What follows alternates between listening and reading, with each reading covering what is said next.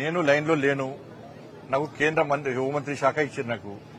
కాబట్టి ఏ కార్యకర్తని కూడా కమిట్మెంట్తో పార్టీ కోసం సిద్ధాంతం కోసం పనిచేసే కార్యకర్త పార్టీ నిబంధనలకు అనుగుణంగా పనిచేయాలి. నాకు రాష్ట్ర అధ్యక్షుడు వస్తుందని చెప్పి సోషల్ మీడియాలో ప్రచారం చేసుకోను. నేను ఇప్పుడు వస్తుంది అప్పుడు వస్తుంది ఇప్పుడు చెప్పుకోను. నేను రావాలని కూడా కోరుకుంటాను. నేను ఎందుకంటే కేంద్ర మంత్రిగా హోంశాఖ సహాయ మంత్రిగా అమిత్ షా గారి నేతృత్వంలో సేవ చేసే అవకాశం నాకు వచ్చింది. గతంలో రాష్ట్ర అధ్యక్షుడిగా పనిచేసి ఇలా కార్యకర్తల సత్తా ఏందో మేము నిరూపించినాం. మొన్న ఎమ్మెల్సీ ఎన్నికలు కూడా కార్యకర్తల సత్తా ఏందో నిరూపించినాం. 8 ఎమ్మెల్సీలు 8 ఎంపీలు గెలిచాం, 8 ఎమ్మెల్యేలు గెలిచాం. భారతీయ జనతా పార్టీ కార్యకర్తల సత్తా ఏందో నిరూపించినాం. కాబట్టి నేను అధ్యక్షుడిగానే ఏదో నిరూపించుకున్నా.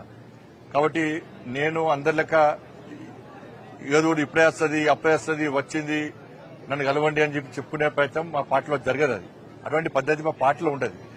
పార్టీ నిర్ణయిస్తుంది. ఇంకొకటి చెప్తున్నా, సోషల్ మీడియాలో ఎవరి పేరు వస్తుందో ఎవరి పేరు పెట్టుకుని తప్పుడు వాళ్ళు ప్రచారం చేసుకుంటారో వాళ్ళు ఎవరి పేర్లు ఉండవు. కేంద్ర నాయకత్వం చాలా సీరియస్గా ఉంటుంది. తప్పుడు ప్రచారాలు చేసుకుంటే వాళ్ళను నాకు వస్తుందని చెప్పుకుంటే తప్పవుతుంది.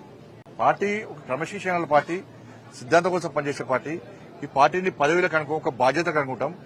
జాతీయ నాయకత్వం ఏ నిర్ణయం తీసుకున్నా దానికి కట్టుబడి ఉండాల్సిన బాధ్యత, కమిట్మెంట్ తో పనిచేసేటువంటి జాతీయ భావాజాలం గల సిద్ధాంతం కోసం పనిచేసే కమిట్మెంట్ కార్యకర్తకు ఉంటుంది.